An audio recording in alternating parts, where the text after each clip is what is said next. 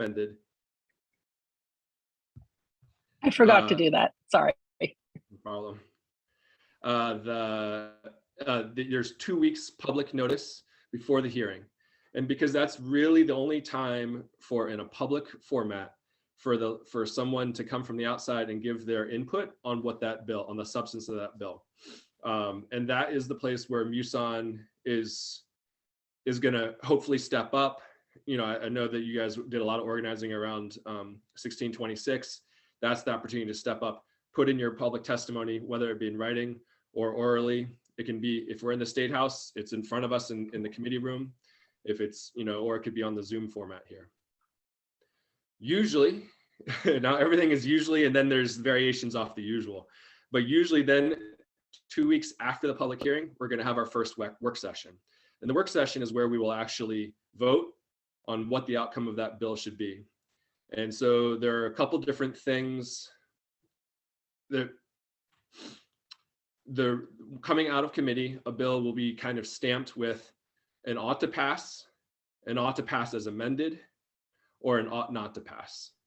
Now, every person that committee can have their own. There are 13 people on a committee. There could be 13 different views on what should happen with that bill coming out of there, but usually out of the committee. But usually, you're going to have a majority and you're going to have a minority. Though sometimes you will have 3 or 4 different reports out of committee. Almost always, they are ought to pass as amended. Not almost always. As a majority of the time, they are ought to pass as amended. Very seldom does a bill come out of the revisor's office, go directly to the committee, and is ready for prime time. And that's where almost all the amending of bills is going to happen, is in that committee moment. We can amend things on the floor of the House, but very seldom do we actually do so. So ought to pass as amended comes out, and that for our imaginary bill here, we're going to say that is the majority report out of committee. Now, there is a minority report, which could be ought not to pass. So it's going to go to the floor of the House. It's going back to the House because I'm a House member. And I saw that in one of the questions is, why do some things go to the House and some things go to the Senate? It all has to do with who presented the bill. So it's going to go back to the House. And if it's a divided report, then it will be put on our calendar. Now, you don't know exactly, like I said, you have 2 weeks public notice for public hearing, then you have 2 weeks notice before work session. You don't know how long am I going too long, Reba? Is this all decent? No, I think so. I think it's a lot of information, I think, for folks. And there's one question in here, which is, do committees vote at the end of the work session? That's right. Yeah, the work session is closed after we've voted. And now, oftentimes, if we can have multiple work sessions. We could have 3 or 4 work sessions, or we might just have 1 work session. It all depends on the complexity of the bill and how much unanimity there is within the committee around the issue, or how much more work might come to committee and we say, okay, this bill needs a lot of work. We need the sponsor to get back together with the advocates, figure out this language, and bring better language back to the committee so that we can vote on that. Goes back to the House. Yes. Yeah, I just had a question, and this is getting maybe a little too detailed, but a lot of the bills I've looked at have both an LD, which I think is the House designation, and also like they have 2 numbers. Yes. Does that mean there is a concurrent bill in both the House and the Senate? Yeah. Okay, I'm gonna answer that question, and then we'll go back to our other story. So okay. in Maine, every state house does things a little differently, and we do things differently than the federal government would. So every bill that we have is essentially a concurrent bill. So we don't, like you hear about on the federal level, that they have to go get together in a separate, what's it called, the separate committee, which figures out how to make things work from the House version to the Senate version. Because we have both senators and House members on every committee, everything we do is conjoined. So the number that you'll see a LD, which is the legislative, I don't know what the D stands for, but it's the legislative paper number, and that's the number that we use. And then there's also the HP, which stands for the House paper. We almost never use that number, and if it were a senator, then there would be an SP, which would be the Senate number paper, Senate paper number. Let me just pause a second. I think some people are feeling like there's a lot of information all of a sudden. And I Yeah. think the idea is this is a lot of information. This is just sort of a quick overview. We'll slow down and talk more about what people's individual roles can be after this, but we're just going to finish following this Yeah, one hypothetical gonna bill speed up through. too. I'm gonna go faster. So we voted. We No, vote no, on the- don't, Bill. Don't, Bill. Don't. I was gonna give less detail is what I meant. Oh, good. Okay. We vote out of the House. It goes from the House. We pass it out of the House. We're gonna say pass it from the House because it starts in the House because I'm a House member. This would be all in reverse if it were a senator starting the bill. Goes to the Senate. The Senate will in our quick version is going to agree to everything we said. It's going to come back to the House again for another vote which is called the engrossment vote. And that means that it's ready for prime time and it will go to the governor. The governor can then sit on it, or she has a certain amount of time she can sit on it and wait before signing it or vetoing it. She can sit on it and take no action, which means it'll go into effect of its own accord because she will have not taken action. She can veto it, which is the big thing. If she vetoes it, it comes back to the House that the chamber that sent it to her. So in this case, it's going to go back to the House. We have to get a 2/3 vote to overcome her veto. If we get a 2/3 vote, it goes to the Senate. If they give it a 2/3 vote, we've overcome her veto, overridden the veto, and it'll go on to be law any which way. I do want to, even though it sounds really complicated, I wanted to throw out a plug there that almost all of these bills that we're talking about are then going to be going to the executive branch for implementation, right? And just because we've passed a law doesn't mean that the executive branch is going to start implementing it. In almost every case, it requires some level of rulemaking, which once again is a public policy process, and there's public hearings, conversation. They've written the rules, and then they start following their own rules. If I've passed laws that the Department of Agriculture decided to not do rulemaking on, they've never done rulemaking on it. That law is a law on the books, but nobody's making it happen. And that's the end. Whew.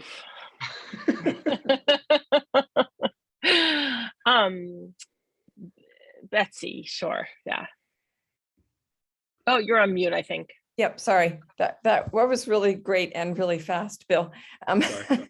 So just now, suddenly, what happens to those bills that just sit there when they don't get rules? And are they there in perpetuity and just, or do they die eventually? And then my other question that was from before was, I've attended some work sessions that ended with tabling.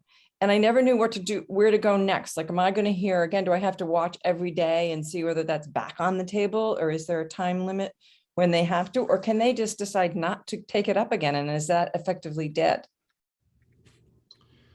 The first question, statutes. So if I write a statute and it's in the statute, it is in the main revised statutes in that code, and it's printed in the book and it is sitting there, just waiting for somebody to decide that something should be done about it. So I still have the chance to go back and pester the department and say, hey, this law's on the books. You haven't written any rules. You really need to do it. And then if I really felt strongly about it, then I could take them to court, right? So basically the legislature has ruled, the executive branch has ruled that they don't want to do it. So we have to get the third party involved to force it. When a work session ends in a tabling motion, almost always, unless there's something, the chairs could be doing something sneaky and trying to sneakily kill a bill by putting it on the table and never taking it up again. And it could be killed that way, but seldom is that done. Otherwise, what happens is it'll be scheduled for another work session. So you'll just need to keep an eye out for when the next work session is being scheduled. They do not need, there is no rule that they have to wait till it is scheduled to take it off the table. And you'll start seeing things like this near the end of session when we're hurrying to get things out of committee. They might pick something up that wasn't actually scheduled because we've already done the work behind closed doors. We know what the outcome's going to be. And so we can just pick it up, get it done, and move on. There's a question I think a really big question that maybe you're planning on getting to later on, but from Deline, does public testimony have an influence on members' opinions? It's such a good question. I'd say that like 85-90% of, we live in this super hyper partisan world, right? So when you pick up a bill and you've never seen it before in committee, you're looking for a couple things. You're looking for who is the sponsor. And if the sponsor was a Democrat, then I'm much more predisposed to feeling like this is a good bill. If the sponsor is a Republican, then I would be much more predisposed to feeling as a bad bill. And then if it's a realm of law that I have some experience with, then I'm going to look more deeply into it and see, well, did they look at this aspect? Did they look at this aspect? So by the time I'm in committee, so I'd say, so if it's something that I feel like I know a lot about, you're going to have much less chance to sway my thinking. If it's something where it's a relatively new area of law that I haven't thought about, like I'm on criminal justice for the first time this year, people are coming in and talking about fireworks codes, I really need to hear the public testimony because I'm being educated as to like what's going on in the world. I think the other times that are important is stories are important, right? So yesterday in criminal justice hearing, we were hearing a law around harassing people on school boards. I looked at the law and I did not like how the language was written. I didn't like where it was placed in the statutes. And this was coming from a Democrat, but I was predisposed thinking this law doesn't get done what the intent of it is intended to kind of protect people on the school boards, but I don't think it actually protects anybody on the school boards. But then the people on the school boards who've been facing harassment come in and tell their stories of harassment. At that point, I kind of changed my mind thinking, okay, from thinking this is something that just needs to go away because it doesn't get done what's intending to do, to thinking, okay, this bill is no good, but I need to collect, in partnership with the other folks who care about this issue to make sure we do get a bill written that gets the job done, because the job itself is significant. So I was swayed by the stories I heard, but hopefully I answered the question. Questions about appropriations and fiscal notes. What about bills with fiscal notes? Don't some bills die at that point? And when does a bill go to appropriations and when does it get that fiscal note? Yeah. What we say about AFA is also, we call it the table. If you want to hear it, like the jargon that we use, we call it AFA. We call it. What's AFA? AFA is Appropriations and Fiscal Affairs Committee. Thanks. And so we call it AFA, we call it the table, we call it appropriations. It's where all good ideas go to die. So, so we go do our work session. We decide that we're the agriculture committee, so we're the policy committee is what's decided. And what we're tasked with is deciding what is good policy and what is bad policy. So we decide something is good policy. And then it goes to OFPR, which is the Office of Fiscal and Policy Review. And in that office, fiscal note will be put on it. So one example is there's a dairy tier program, which basically subsidizes milk production in the state of Maine. It's a good idea. It's going to cost $10 million.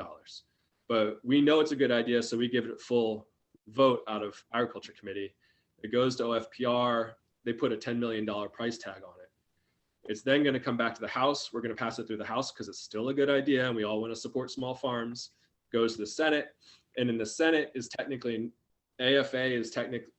appropriations is technically a subcommittee of the Senate. So it goes to the table on AFA in the Senate, and AFA now has to find money for it in the budget. And a little kind of this crazy thing that happens is I don't know if everybody here knows, but the governor's supplemental budget came out. She's spending, $850 million. She is in her budget, if we were to pass her budget, it would spend $838 million.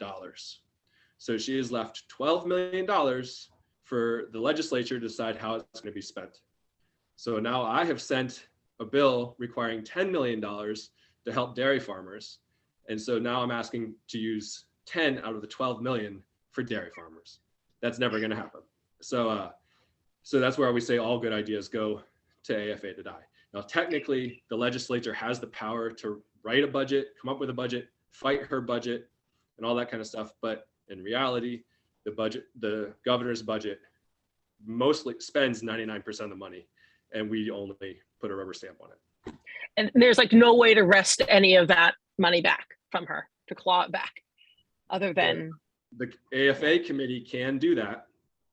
And but those committees are stacked with the most diehard Democrats who their highest priority in life is to see the Democratic Party and the governor get reelected. So a public fight between Democrats over how to spend money is not seen as being a good thing for politics. So right now there is a group of us who kind of identify as more progressive politicians who we do not feel that, I mean, this is getting off topic, but you know, I remember it's being recorded. We've seen she wants to send $500 checks to every person in the state of Maine. Well, that spends 400 million of our 850 million. Are there better things we could do with that 400 million than give $500 to wealthy people and $500 to poor people? And so there's a group of us who think maybe we should use it on a whole long list of things other than just sending it back to folks. Betsy, you're muted. I can't listen and write in the chat at the same time, and I can barely That's even fine. get myself unmuted in time. I'm sorry. but does the Appropriations Committee ever have an opportunity to amend their request, their 10 million? So they get all of these things. Now, clearly 10 million would be wonderful, but would 6 million also be wonderful? And is there ever an opportunity to alter that so that it has less of a death knell? Yes. So they own, when it goes to them, it is their bill. They own it. They can do whatever they want. They could change the words in it. They can change the numbers in it. They can do whatever they want. It's kind of the same process. Even though I started off with the idea and I sponsored the bill, once it's in committee, that committee can do whatever it wants with the bill. It could send out a bill that has to be marginally related to the title of the bill, but they can put anything out. So for example, yesterday in criminal justice, we heard a bill that was supposed to ban the use of pepper spray, tasers, and prone restraint in Long Creek at the youth facility. We heard overwhelming testimony from people coming in saying they didn't want this. What they wanted was to close Long Creek. And so we turned the bill yesterday into a bill to close Long Creek. Not clearly related to the original purpose of the bill, but still completely within our power. Merritt? Yeah, I have a question following up on the amendments because they can be so frustrating. Do they have to be introduced before a public hearing so the public can comment on the amendment? Or do they usually get introduced during a work session or either? And is the committee obliged to post a public notice of the amendment? Because what happened a couple of times this week, yesterday in particular, one person from Musan, Mary Finn, was testifying in your committee on one of the criminal justice bills. And it had been amended and totally changed. And she was sitting through hearings for 2 other bills, waiting patiently for hours all day to have her turn to present her Musan testimony on behalf of Musan that had been okayed by her issue group. And then she found out that the bill had completely changed. There was an amendment made, and it wasn't anymore what we were supporting. And I don't know the details exactly on what it was. But she never had a chance to find out about that and was very frustrated about that. Now, I have figured out a little bit an advanced way of searching, and I've noticed that there is a way to, if you click on the hearing, you can actually follow the testimonies as they're being introduced. And the bill sponsor was posting her amendment before the hearing. But you have to know how to get to that and how to find that. And a lot of people had already submitted testimonies for days, written testimonies, before the amendment was ever posted. So can you just comment a little bit on that?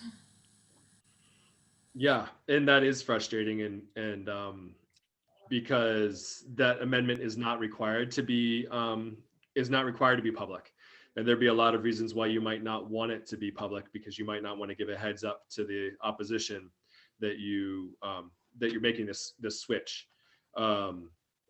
and so in that case, you're right. Rachel Talbot Ross had put in an amendment, and fortunately it was on the site what her new amendment was, because she wanted us in the committee to be able to read along with it as it went. Technically at that point, it has not been amended. She's merely coming in and asking for an amendment.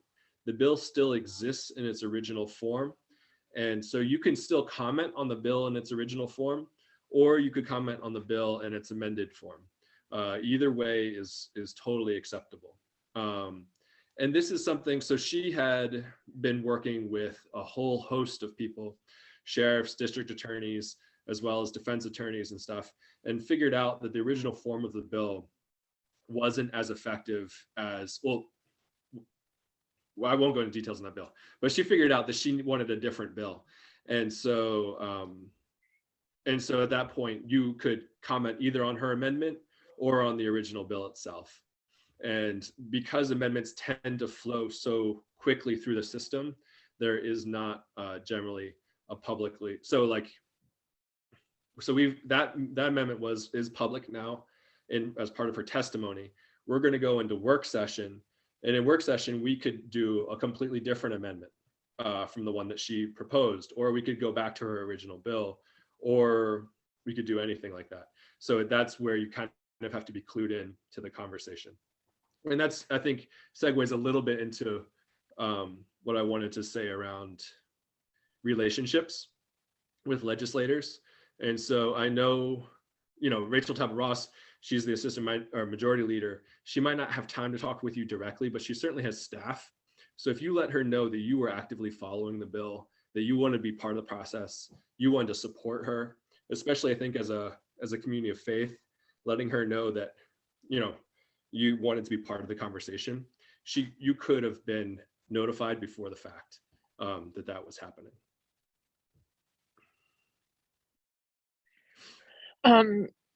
I think it's great to sort of shift a little bit to this sort of the more relational part of this, but there's a couple final questions here about money, which is, and then this one, do amendments get revised or office review? And then Patty had a question back to the money, which was sort of, do we either need to make sure the governor puts money in her budget for whatever we want funded, or make a bill that has the funding included within it? Yeah, there were two questions there. What was the first one? Do amendments get revised or office review? No, once they're in committee, we are working with another office called OPLA, Office of Policy and Legal Analysis. And so every committee has what we call an analyst working with us. And now she's the committee's lawyer, and I'm saying she because most of them there's a mix of, the committees I'm on are both women. And so she's going to write the amendments for us, and she's going to do that work for us. And so that's another, so I don't know, Merritt, if you follow in criminal justice, we have Jane Orberton, who's been there for years and understands the policy and the statute better than any legislator. So having a good relationship with her really can clue you in a way, in a deep way, which is good to have. It's good to have that relationship. Answer that question. What was the other question? It was sort of, do we need to make sure that the governor puts money in her budget for whatever we want funded, or make a bill that has the funding included within it? Right, and so that's, so if it's a bill, and with a program that we want funded, then it's going to go to the appropriations table, and we're going to face that trouble at the appropriations level, where it's just an uphill battle. The other option is to have the governor directly want what we want and put it in her budget. And that process starts a full year before she submits that. I'm sure they're not quite working on the supplemental budget for next year, but as soon as this supplemental budget is done, she's going to have people starting to draft her budget for next year. And so that is a huge leg up, is if you have a relationship with the governor, she's willing to listen to you and she's willing to put something in her budget, it's as good as you've got a 99% chance you're going to get it through. Whereas getting something funding off the table, you have a 10% chance of getting it funded. Let's shift a little bit to say, so this is a question. How do we know which bills actually need us and which ones don't? And is connecting with the sponsor of the bill that we're supporting the best way to know what next steps should be? Definitely connecting with the sponsor is, I think, the first phone call. The sponsor, there are some bills that are really just coming out of the sponsor's head and the sponsor has no advocacy support for them. So if you want to work with a sponsor, they don't have any support, they're going to be overjoyed to work with you. And you're going to, in this kind of conversation around amendments, going to public hearings and that kind of thing, you'll be part of that conversation and it'll be significant for you. Another way is having a close relationship with advocacy groups. So, if you're in the environmental group, looking to the League of Conservation Voters, I work a lot with Defend Our Health. And I'm going to go back to gallery view because the big picture itself is scary. And yeah, advocacy groups are important. Another good one to know, and this is not true in all committees, but a committee like criminal justice, it's true in criminal justice and less true in agriculture, that the chairs really have a clear sense and usually have a clear agenda for the entire session of what they want to see done. So making a connection with the chair so that you're standing by to support her and the work she wants to do, I think can also be really important. This is another big question. How do you get a good relationship with the governor? How does the governor communicate with the legislators? There's so many mean things I could say right now that I'm not, because I'm being recorded. So this is the only governor I've ever worked under. But every governor has a different relationship, different way of working, a different sense of trying to collaborate, a different sense of, top down versus bottom up kind of leadership. This governor is very top down and she doesn't collaborate much. So it's very hard for as a legislator to have a good relationship with her. That being said, she has a person in her office. His name is Tom Abello, and he is in charge of all of her legislative work. And he is a very welcoming, upfront guy, not very hard, for me at least, not hard to get a meeting with him. And so I think that's a good avenue for at least having, you'll at least having a voice in her office. Yeah. It's also, if you can kind of get in good with the people who are in good with her, then you can, but unfortunately, like the advocacy groups that actually know her is like SAM, Sportsmen's Alliance of Maine, has a very close relationship with her. The Farm Bureau, also a relatively conservative advocacy group, has a good relationship with her. And some of the women's groups that she used to work for were close with her, but to my knowledge, aren't as close to her as they once were. And then Tom Abello, Patty, I think, is who Bill was just talking about. Yes. Abello. And then I think you sort of covered this a bit before, but maybe a little bit, I think people probably are thinking towards like 1626 and other vetoes, because a lot of vetoes happened last time around. We know, what is the recourse when she vetoes something, and then the whole like pocket veto versus signed veto, like what are all the different ways that can play out? I'm not an expert I've never had a bill of mine. She's never vetoed one of my bills. She's vetoed bills that I've supported, but I'm not really good at how that timing works. So when it goes to her, she has a certain number of days to veto it. I believe it's 10. after she vetoes it, she has a certain number of legislative days, which means days that we're actually up in the State House in session. We have a number of those days to overturn the veto. And we need 2/3 vote in both the House and the Senate to overturn the veto, which means we need Republican support to overturn the veto. And unfortunately, for a lot of these vetoes we saw last year, we had the entire Democratic Party voting against her veto and the Republicans upholding her veto. And yeah, there's only one veto that we overcame in the 129th that I'm forgetting what it was, but it's very difficult to override any veto she has. The pocket veto, I don't know exactly what that refers to. I don't know what that there's different timelines associated with that and exactly how it works. I'm not sure, but still, to overcome any veto would require 2/3 vote.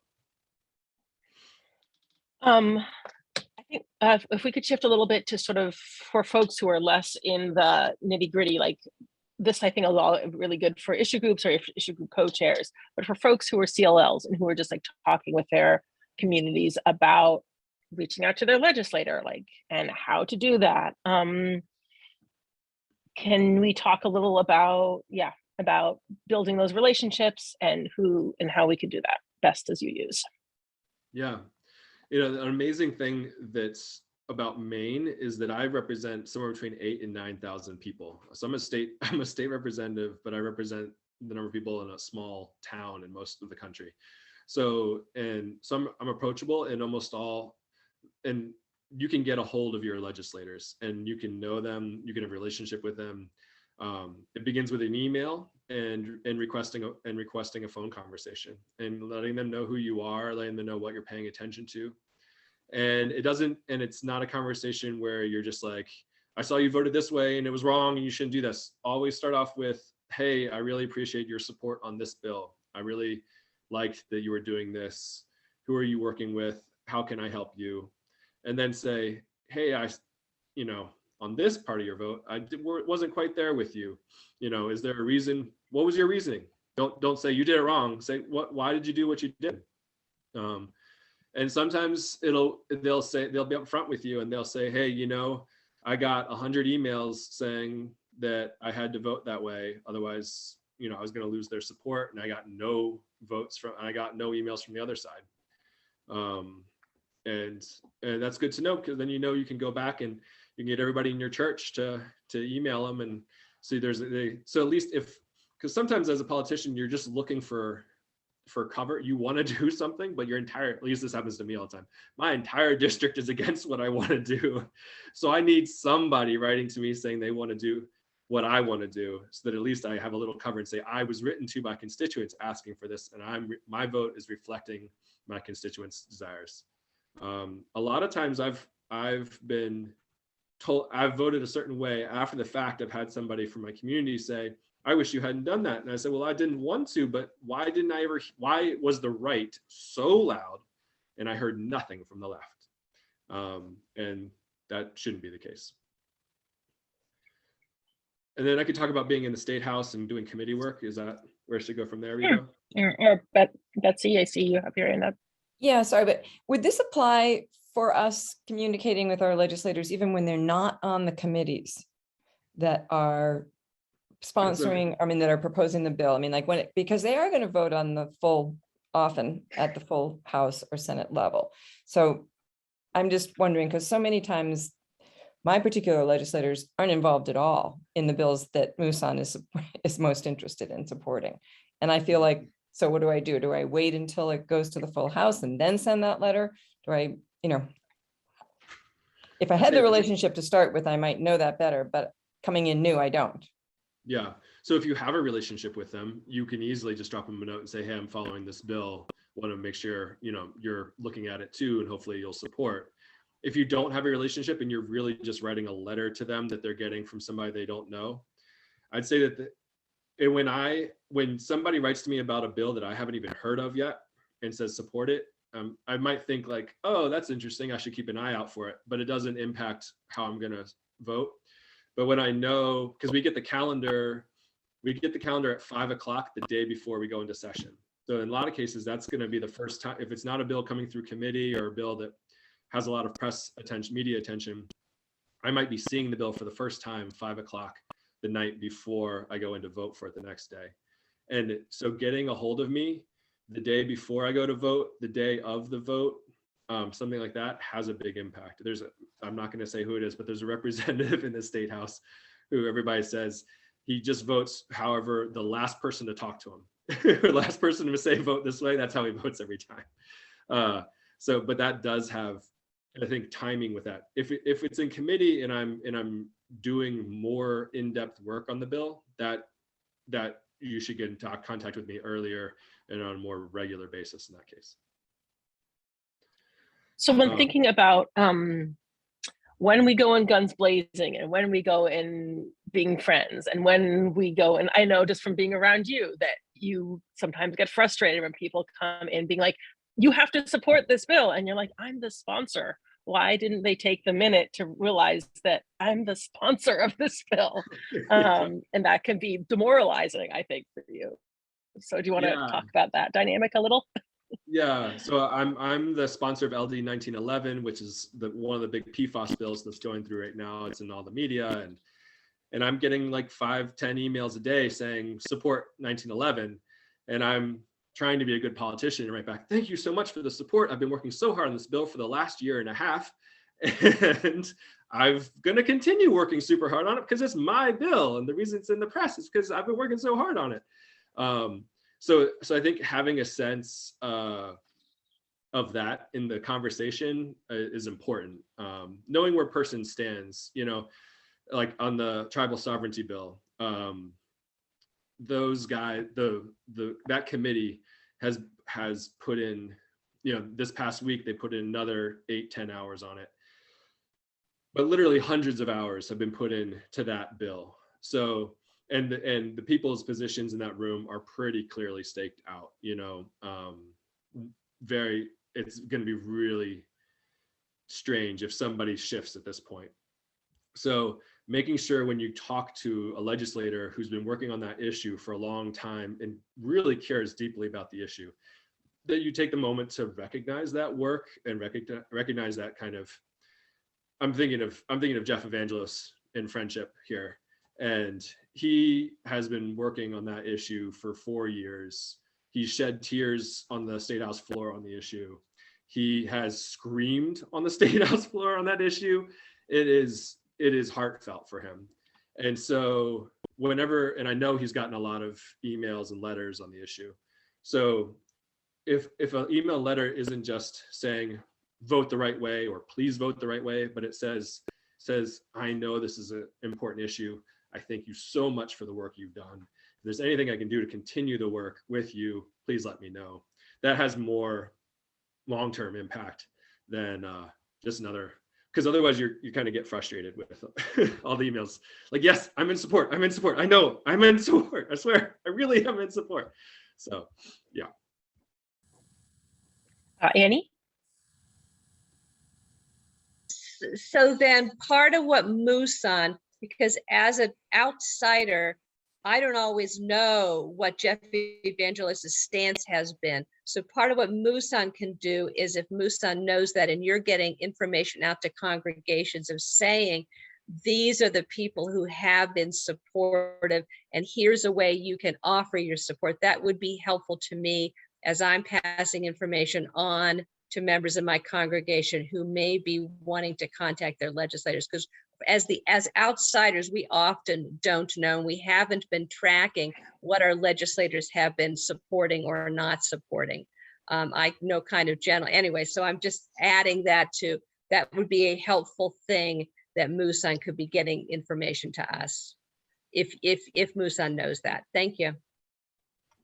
For certain, I think that is definitely something, and we kind of make assumptions based, if you're a Democrat or Republican, but there's certainly Democrats who are just floating along on the tribal sovereignty bill, and there's some who are in the trenches doing hard work, and knowing which one you are is important. That made me think of something. Merritt has her in. Oh, sorry, go ahead, Merritt. Just want to comment on that a lot of these advocacy groups, they just send out, this is the list of bills we're supporting, and these are the talking points, and then they send out a link where this is where you can find your legislator, and sometimes it automatically sends a boilerplate email to them, does it for you. There are different, what do you call it, software for that, and I can see that gets really frustrating for legislators. People don't do their homework and don't research what is their voting record and what is their stance. And I think it's really important to build those long-term relationships with your representatives and your senators. And since we're in an election year, and in Maine, everybody gets reelected every 2 years. There's only 2-year terms. Now that people are running for it, go to their forums, regardless if you support them or don't. Go to their forums, ask them questions, go to their, campaign events, and pick their brain and find out what they know about and what their passions are and where they have no clue, and take notes of that. And then you have that in the background when you later on lobby them, whoever gets elected. But it's a great way to start doing homework on that before the next legislative session. Bill, I'd love you to say something about sort of testimony. There's been a big push, especially with 1626, to get lots and lots of testimony in, people wanting to say just the right thing. Then there's a sort of technical question about what happens if, can we still send in testimony even after the hearing is over? How important is testimony versus other written testimony, I guess, versus other forms of advocacy? Yeah. Always first is going to be your personal relationship with your legislator. So if you know somebody on the committee and you want them to know what you think and you have a relationship with them, reach out to them and talk to them. That's going to make more difference than showing up in testimony or anything else. If it's an issue like tribal sovereignty, you don't I'm going to make some assumptions, or I'm not making assumptions, but if you were a person who didn't know the legal details of the 1980s Land Settlement Claims Act, you didn't understand the details of some of the court cases leading into why this bill is necessary, giving a legal analysis of the situation of the tribes is not necessary. If you have a personal story as to why this is of significance to you, that's important. I don't know, of course, if you have family or friends who are tribal citizens and you want to, without appropriating their story, talk about why their story is significant to you. If you wanted to say that I'm a white person who's struggling with my role in genocide, you could talk about that too. Those personal moments are important. And if there's emotion behind it, that's going to cut through a lot of these form letters that we're getting, the personal story, the personal note. And the personal note of 3 lines is of greater significance than a 3-paragraph or 3-page form letter every time. Testimony itself, for most bills, if it's testimony that's been sent to the committee that isn't sent to me directly, I'm going to go on there and I'm going to look and I'm going to see the testimony and I'm going to see, okay, half of it is for and half of it against, or it's all for and there's only one against. And then I'm going to go through and look to see if I recognize any of the names or if I recognize any of the organizations that submitted it. Because I might click on it to figure out, well, why is this person, I wouldn't expect them to show up in this place in this time supporting this or opposing this. So I want to know more details.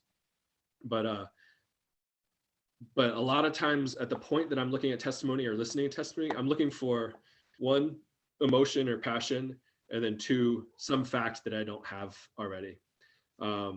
but just numbers of people for and against, I'm not measuring, 54, 50 against, so therefore I am right in the middle. That's not so much. Was I clear? Did that answer that question? Yeah. Are you, this is sort of, this I think impacts this. Delene's wondering, are you influenced by people outside of your district? Are you more influenced by people in your district? Should people be contacting legislators outside their district even? Always much more influenced by the people in my district than those outside my district. The people outside my district that I'm listening to are, for instance, if you came from USON and you said, I want you to support this, and I know that if I support it, I'm going to have an ongoing relationship with MUSON, and so that I could reach out to them later because I'm going to need some help putting some testimony together on another bill, or it means that I am now taking the responsibility for building a relationship with you, and I'm going to want to hear from those people from outside my district. But if it's a lone voice outside the district with no organizational connection, it's of much less significance. And what about relationships with people who you are, if you're represented by a conservative Republican, is that important still to try to build a relationship there, or do you know that they're never going to vote with you? If it's a conservative Republican who represents you, 100%, because remember, we're all in these kind of silos, right? We're all surrounded by Democrats or we're surrounded by Republicans, and so seldom are we do we have people with opposite points of view penetrating our silo. And so now you go to that person, you say, I would love to support you, but I need you to vote this way if I'm going to support you. I like you as a human. I like your family. I like something that you like about them. And I want you to hear me, and that even though they're ideologically opposed to you, it's going to make a difference that when they vote, they know they're letting you down if they have a relationship with you.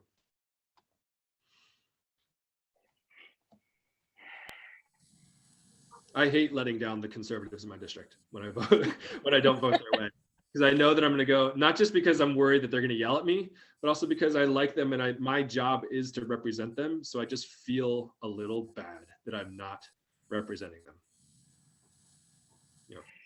Mary, you got a question? Do you think it would make sense for us as UUs to reach out to Chris Babbage as a fellow UU and try to see him? I know a number of people have already tried that. I've been, networking with a few people who actually attend his church in Kennebunk. I think Pat and I are the only ones from York County here who have his ear trying to sway him. I've been thinking of writing to him. I'm not his constituent, but I've been thinking of writing to him just as a fellow UU. Would that make sense? I think so. I think that connection of being a UU I think it's a real connection. If I were voting against something of somebody in my church was supporting, I would feel that. I think I hate to think that he's not movable. I think I think he is worried. I don't know why, but he is worried that the tribes are going to buy property in his town or his district and put in a casino. And he doesn't want that to happen. And so we need to we have to make it clear that this is not about the tribe's right to put casinos on the land that that is theirs, that we need to recognize the sovereignty for them, and they can put casinos where they want, and that's a real issue, a long-term issue that he needs to help resolve in this moment, and that's more important than casinos in his town. You might also just tell him that you understand, you have empathy for that position, that you're worried about casinos in his town, that you don't want a casino in your town. You get it, but there's something bigger and more important than just where the tribe may or may not put casinos. Well, I read his testimony. I mean, the bill was delayed. It didn't get to be heard on Thursday, so they are going to have to set a new hearing date. But you know, when I read the bill text, it didn't make any sense to me at all until I read his testimony that he submitted in writing as a bill sponsor to his own, I'm talking about his own bill, 1665. And yeah, he's obsessed with this fear of some out of state casino people coming in and wanting to put a casino on tribal land because it's outside of state regulation, and that the tribes might take the bait for money. And that's just not how the tribes operate. You know, if it's sacred land to them, they won't sell it out for any money in the world. But he wants to be protective of them, but he is really paternalistic, and I'm trying to figure out how to get that across to him in a compassionate way as a yo-yo. So Yeah, I mean, I don't want to make this conversation all about tribal sovereignty, but I think exactly what you said at the end there, but the paternalism and linking the paternalism of his view to a historical paternalism that has impoverished people, and people have the right to make money in the ways that they might need to make money to deal with the historical impoverishment and paternalism that they're faced, that he is embodying in the moment, in this present modern moment. But we can move on.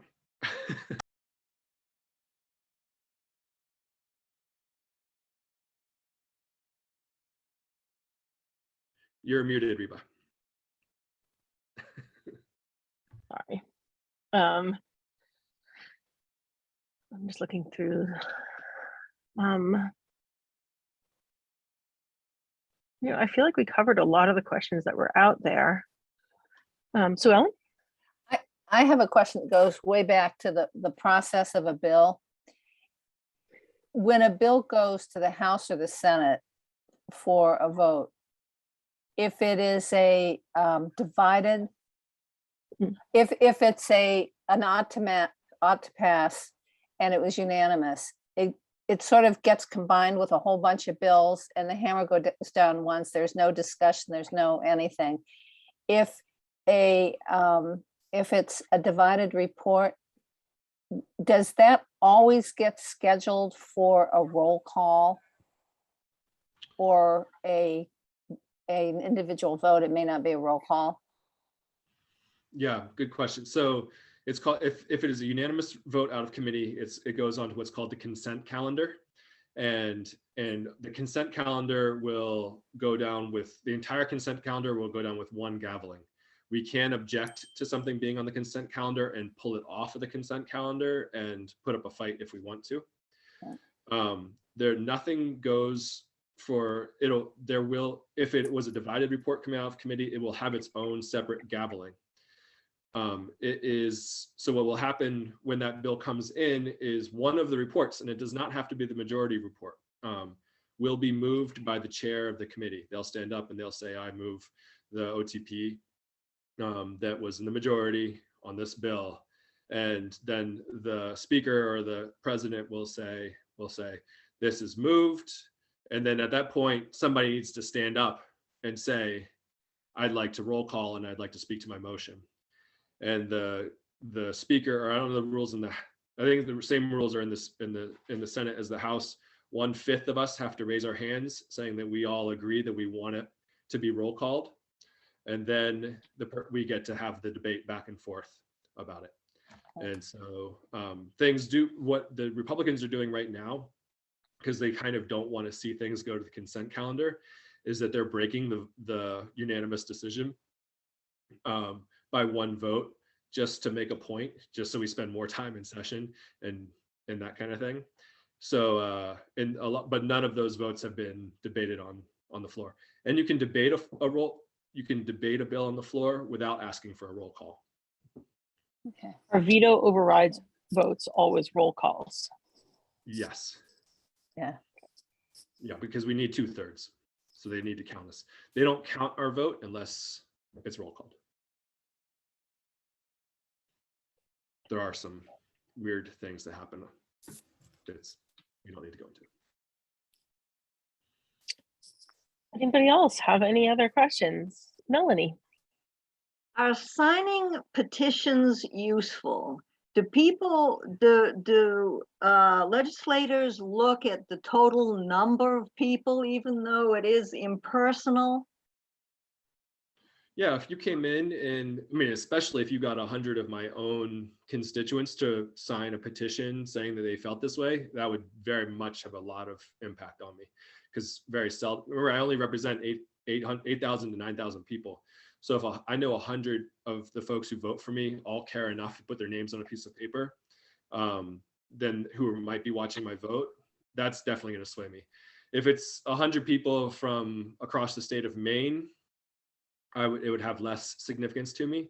But at the same time, that's more than if you came in and just said, I feel this way. You can say, I feel this way, and 100 of my best friends feel this way. That has more power. Say there's a petition from NRCM. Do they let you know what zip code the signees are from? You know, I don't like, I've never seen a petition from NRCM that I can think of. Yeah. I know I get emails from NRCM. Some, you know, sometimes they put out the email blast and then say, you know, push a button here and we'll send an email to your legislator. And I sometimes am trying to figure out who's doing this email blast. It's really effective. I want to partner with them, or I might be like, you know, something like that. Yeah. But I very rarely handed a petition. Yeah. Yeah.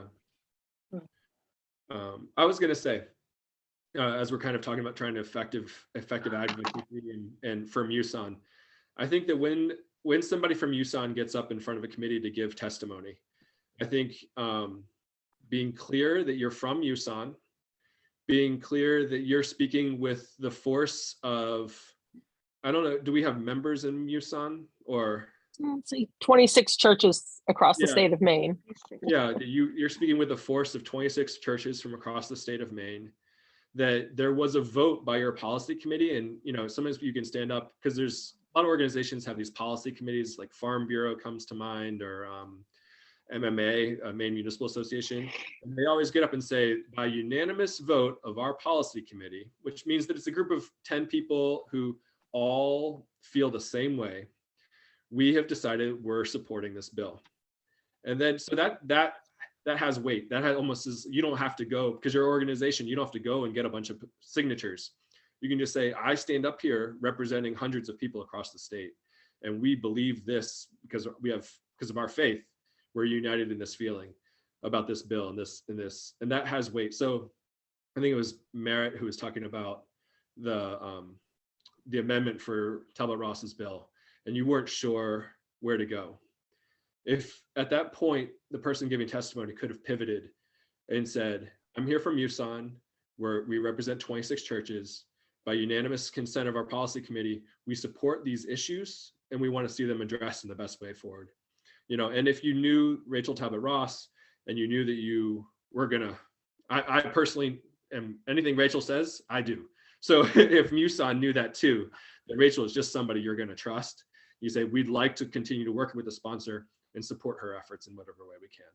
I think that has weight. And sometimes it's hard because you have to kind of pivot on the fly as you're hearing things in committee. And then another thing was, showing up makes a difference.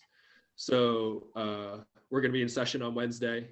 If you, Merritt, are you the head of your criminal justice policy committee, or whoever's in charge? No, I'm one of the co-chairs with Jane Makala of the Racial, Native, and Immigrant Justice. But the criminal justice falls under that, I think.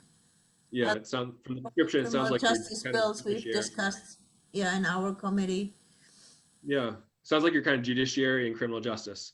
So if you and somebody and your best friend wanted to put on a pin saying MUSON and then be there at 9:30 when we're all walking into session, and you had a clipboard with all the faces of all the people who are in criminal justice and all the people who are on judiciary, and you just want to walk up to them and say, I'm from USON.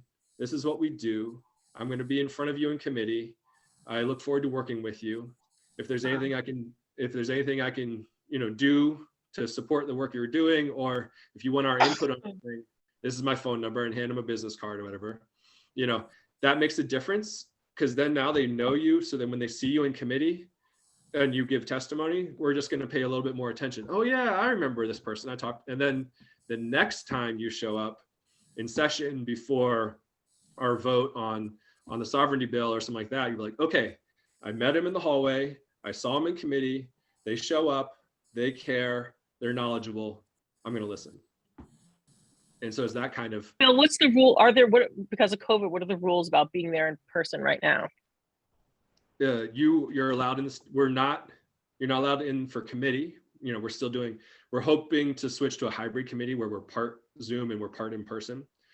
But in terms of being in the State House on session days, it's open, and you're not allowed to have press conferences, or, there have been protests inside.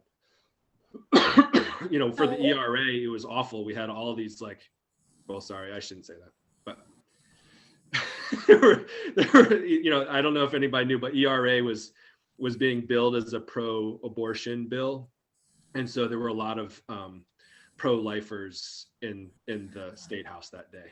It would have been so great to have, the opposite side showing up. I need to go back and make it just so that this is on the record. As Mooson, we can't actually say that we're representing 26 churches in Maine. There's the language. So I shouldn't have said that. There's other ways of talking about who we represent. Merritt? This is my first. Oh, sorry. Yeah, go ahead, Reba. Reba Phipps, go ahead. I've been taking a lot of turns. No, I just wanted to say this is my first time here. I'm from Kennebunk. And I will have a chat with Chris Babbage, who's a friend of mine. And I have found this very interesting. I'm here at Marilyn Wentworth's request. Well, so glad to have you. Thanks for being here. Thank you. Reba, And her name's Reba too. Yeah, Reba, it is, but my whole name is Reba Joan, and I go by Joan. But Yeah. for email and stuff, I have to. right. That is awesome. Yeah, Marilyn is the person I've been working with who has Chris Babbage's ear. I was raising my hand Yeah, because he's well intentioned, but I think he's just, he doesn't see the big picture the same way I do. yeah. Does anybody else have any questions before we wrap up? Yes, Joanne.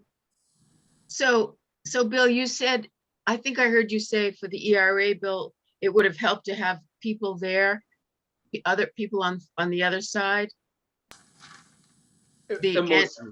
Emotionally and spiritually, yeah. Yeah, so can you say a little bit about that? Because I think sometimes people think, they don't want to go marching or whatever, and they feel like it won't matter, or, so if you could say a little more about that, how it would help, and what is it like? What is it like there?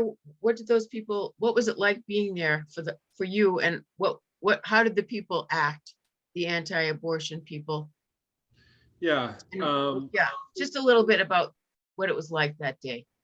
Yeah, oftentimes the right wing is extremely well organized and they're really good at showing up.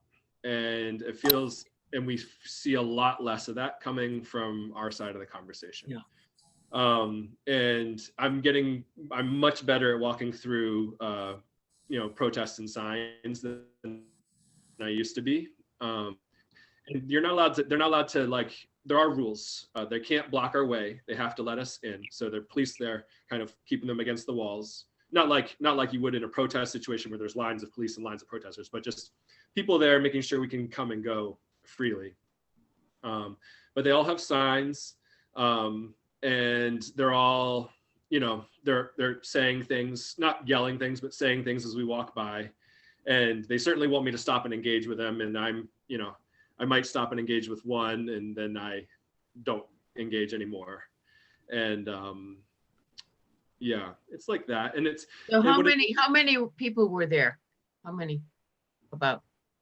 you know, you really kind of trying to block it all out and just get in the room. But there were easily 50 and maybe 100 with signs. Yeah. Okay. So yeah, so so that's what I mean when it's like, there was no person who walked past those signs and changed their vote on the way in, you know. Yeah. Everybody knew what was going on, but just when they're always there and our side isn't always there, it's just, you know, it's nice to see your friends. Yeah, that's good to know. Thank you. Yeah. Michelle? Hi, thank you. I had to come late and I apologize for that. But Bill, first of all, thank you for this and thank you for your service in our government. This is a hard time to be doing it and we're grateful that you are. Thank you. My question, if this got answered already, I'll get the notes. So it was about what we can do between the sessions to be supportive, to educate ourselves, to stay involved. Just any tips on that?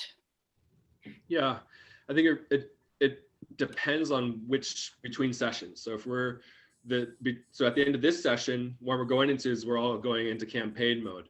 And I just wanted, was it Patty Kidder was on here at some point. I don't know if she's still here, but you know, we should all take note. I'm sure we're not allowed to directly endorse or that kind of thing, but we should take note that one of ours is running, somebody who needs support. And so that kind of stuff is, you know, makes a big difference. So if Muson, or I'm sure Muson couldn't do it, but if as individuals, we went out and we were to support people that we liked, then when it comes that middle time that we talked about after November, between November and Christmas, when I need to submit all my bills, and you come to me and say, this is an issue that's really important to me, I'd like you to do something. And I know you put in hours trying to help me get elected. That makes a big difference. And so that's something to pay attention to. And then the next between sessions is going to be, we're going to have the long, so we're going to get elected, then we'll have the long session that won't end until the middle of summertime. And that, remember, that's going to be like the first time in a year and a half that I haven't had clear legislative duties. So I want a little bit of a break. But also we want to pay attention. There's a lot of study groups happening then, commissions, study groups. There's a lot of work being done. So maintaining contact with your legislator or the legislator who's doing the work that you want to support. You know, at some point, I don't know, Muson has so many different issue areas. It's a little different than almost all the other advocacy groups in the State House. Everybody else is focused on one very clear issue. You know, it's the environment, it's contamination, it's civil liberties, it's racial justice, it's youth in Long Creek. And so I think if you can become really knowledgeable about your subject area, where people really are seeking you out for knowledge on that, that makes a big difference. So I guess it's about research in the middle period, and it's about knowledge building and coalition building. And so making sure you're part of the conversation there means that you're going to be, Merritt mentioned in the beginning, not knowing the amendment was coming up when lots of other groups knew the amendment was coming up. But if Rachel knew that Muson wanted to support her, then Muson would have known the amendment was coming and could have pivoted with her more easily. I hope. Sue Ellen? Sue Ellen, sure. Just trying to unmute in an efficient capacity. I just building on what Bill said, I think also this is a good time, particularly if you think your legislators are going to be reelected, are running and reelected, to actually bring them in. The session's over, it's a downtime, and this is particularly good if they tend to be more aligned with the Muson issues, but it doesn't matter. Have a little Zoom coffee with those legislators, invite members of your congregation, and just ask the legislator to talk about what went well, what didn't go so well, what they think will be coming up, just as a way to build a relationship, not to actually educate, although it might also be an opportunity to do that. That's right. Relationships, even when you don't know what you're going to say, just saying hi and that kind of thing, and being supportive is important and significant. Yeah, I mean, and I would suspect that everybody's got candidates already running in the races in their hometowns, but you know, there's nothing saying we can't start recruiting our own to run. Out of UU Rockland, we have both Penny Beebe Center and myself. You know, I think it'd be great to fill the State House up with UUs. Merritt, you had a question? Yeah, I was wondering if I'm fairly new to Muson in being this active. Has Muson ever done a legislative day in the Hall of Flags? My legislative experience comes from another organization. I've done lots of legislative lobbying in the past for my professional organization. I'm an acupuncturist. I was actually involved in bill writing and stuff. And in 2002, when we expanded our scope of practice bill, I was in the State House all the time in the hallways lobbying people with a clipboard. So I'm familiar with that process. In my professional group, we used to do a Hall of Flags once a year, where you have to sign up the day after Labor Day. And at 8 in the morning, and you have to be fast because it fills up. This was pre-pandemic, and I hope they're going to bring it back after the pandemic eases off. And a group could sign up for a day where they would be present in the Hall of Flags, and they usually serve coffee or some refreshments and have information tables and brochures and all, and just invite legislators to stop by and get to know them. It's like the coffee hour that Sue Ellen just described, but to all the legislators.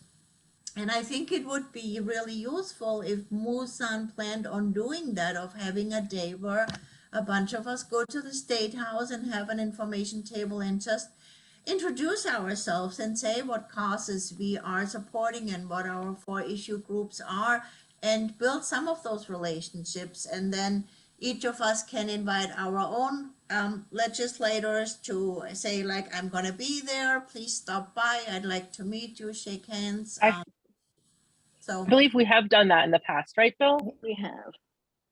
Well, Yeah. I've not seen Muson in the Hall of Flags, but we did do a legislative breakfast at the Augusta Church, and I think that's really great. I think when we, in pre-COVID times, there were legislative breakfasts, you know, every time we were in session. I think setting up that kind of stuff is great and really significant. The Hall of Flags is really just shake your hand and here's some coffee kind of thing. Less opportunity to educate, I think, than if you really get somebody to show up to breakfast. Though the turnout is easier in the Hall of Flags because we're all looking for a donut and coffee as we walk through.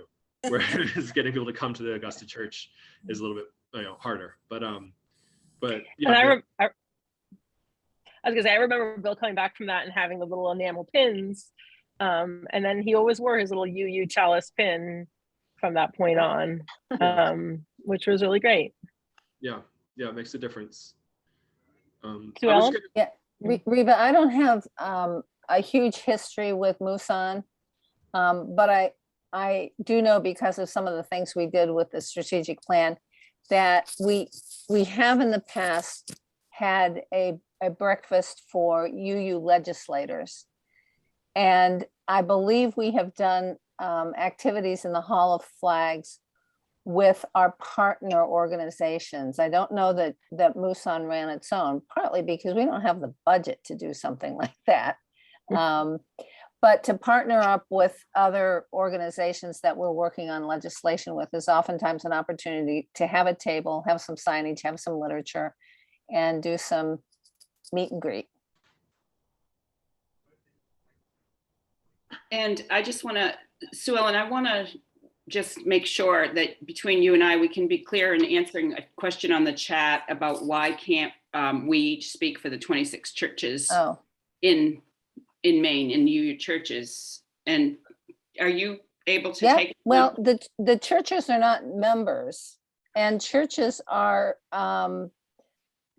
theoretically can't get involved in partisan politics, and so most of what we do in a nonpartisan way. We currently are not a 501c3 or a 501c4, which are the normal nonprofit organizations. We work with and I'm going to get the term wrong, but the Augusta Church provides us with administrative procedures. If we got involved, if we ended up with churches sponsoring things, it could come down poorly on the Augusta Church. They could lose their independent status, and that would not be good.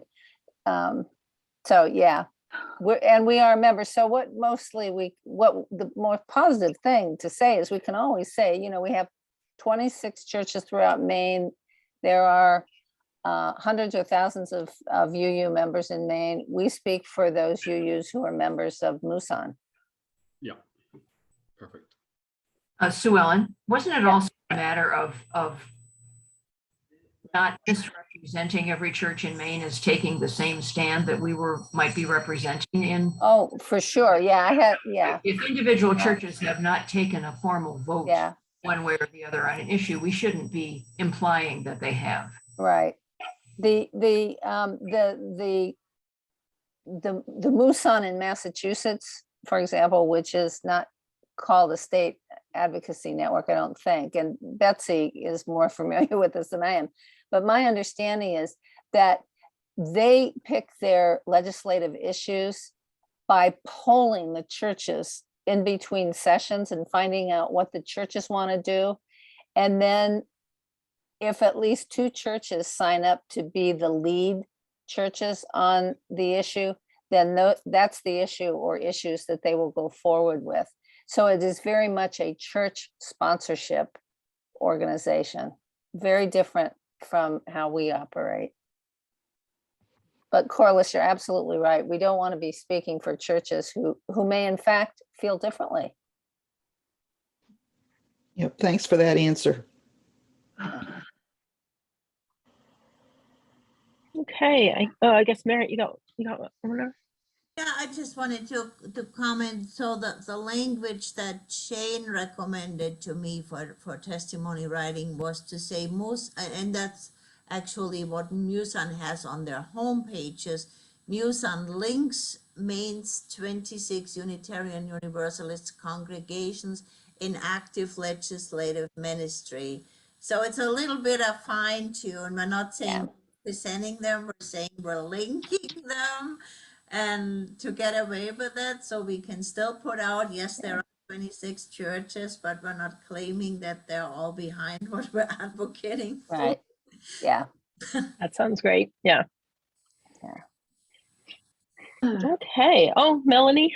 Yeah, yes, getting back to the Hall of Flags, I know at one point, I go back to the beginning when Mooson was created, so I'm a charter member. I know at one point we did have a table at the Hall of Flags, and that can't remember if it was for specific legislation or just to get acquainted. But we've also gone to Legislative Day opportunities through the NRCM, Natural Resources Council, and also through the Maine Council of Churches. They also have a legislative day. So we have engaged in those. Right. And I'm sure as we move out or things change with COVID, I'm sure we will be figuring out next steps with that again as well. So great. I think that we covered a lot. Bill, do you have any wrapping up feelings, thoughts? I was just gonna wrap up with these ideas that I think kind of feeds into this idea of being a partisan organization or that kind of thing. I think it's so powerful to hear from a organization of faith that's united by their faith as opposed to being united on their politics or their partisan stance. And I think I think if that's kind of the core of what you're bringing to your testimony and to your advocacy, that I'm being led by my faith here, I think that has a way of working across party lines in a way that we don't get exposed to in the State House hardly ever.